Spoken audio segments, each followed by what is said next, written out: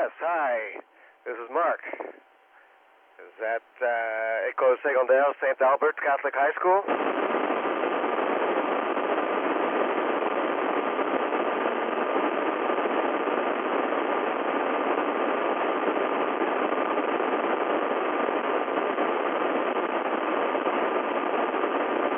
Great. I'm looking forward to all their questions. Over.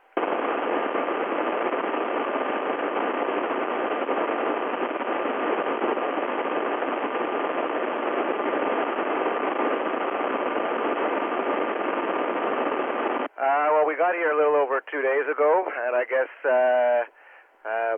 kind of this morning was the first time I felt kind of normal. So I guess it took just a little over under 2 days. We get a lot of training from NASA and SpaceX, but it never prepares you for the real feelings in zero gravity. Over.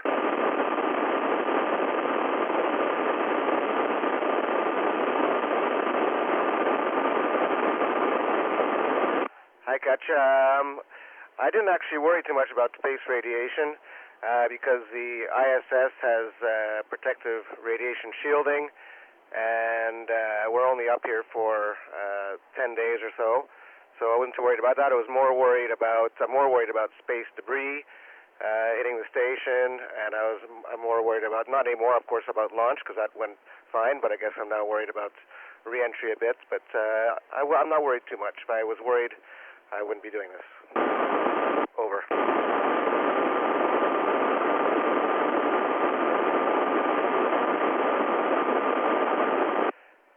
Well, up here, there's no real enforcement of laws, but of course, we're quite a few people up here, so it's pretty hard to do anything without someone seeing, and there's also cameras around, so if we do anything wrong, for sure, we're going to get in trouble when we get back. But nothing can really be enforced up here. Over.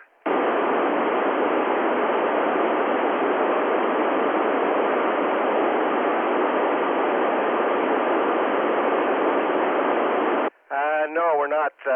Most space debris is too small to see. Well, I guess there are instances where larger pieces are visible, but I guess they're pretty rare, and I certainly haven't seen any yet. Over.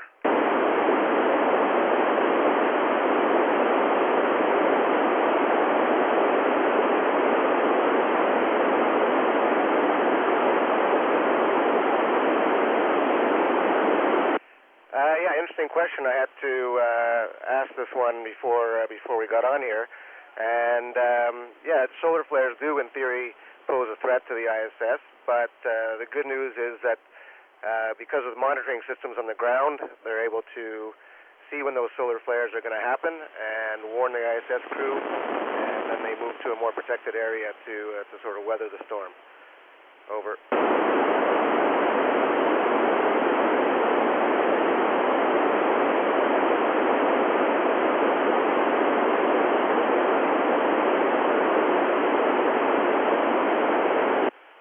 Good questions. In terms of training, we can't really train in zero gravity. Zero gravity can't be replicated on Earth.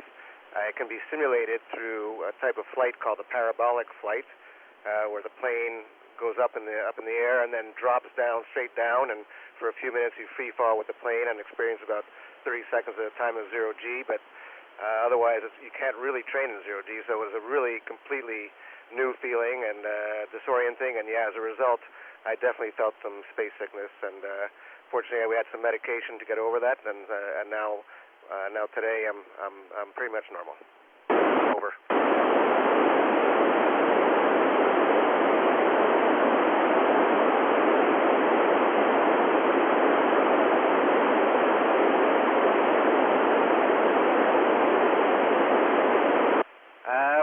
Hurricanes are often visible from the ISS, and large fires certainly are. Tornadoes, less so. You have to be kind of really right in the right place at the right time and really looking right at it, so they're a lot harder to see. That being said, I haven't seen any since I've been up here, but I have seen, just regular storms are pretty visible, both from through the Dragon window and from the ISS, and I've seen a few of those, including lightning. And it's really interesting to see from this perspective. Over.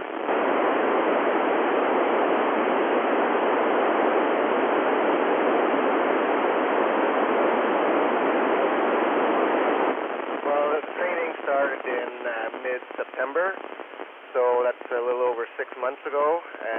But that being said, I have been home on a few weekends, and we did have a few weeks off because our flight was delayed a bit. So we managed to get a few weeks off in there, including over Christmas and New Year's, which is nice. So I guess all in all, it'll be close to 7 months, but I will have been home a few times. But I'm looking forward to getting home and spending some time with the family again. Over.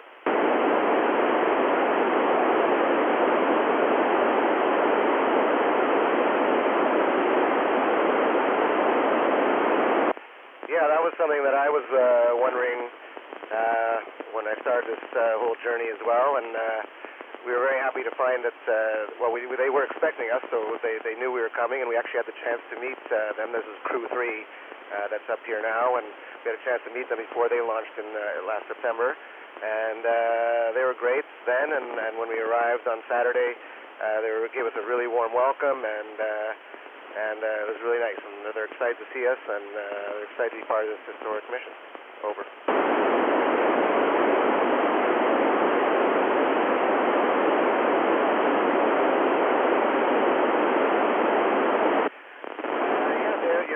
They're pretty excited. My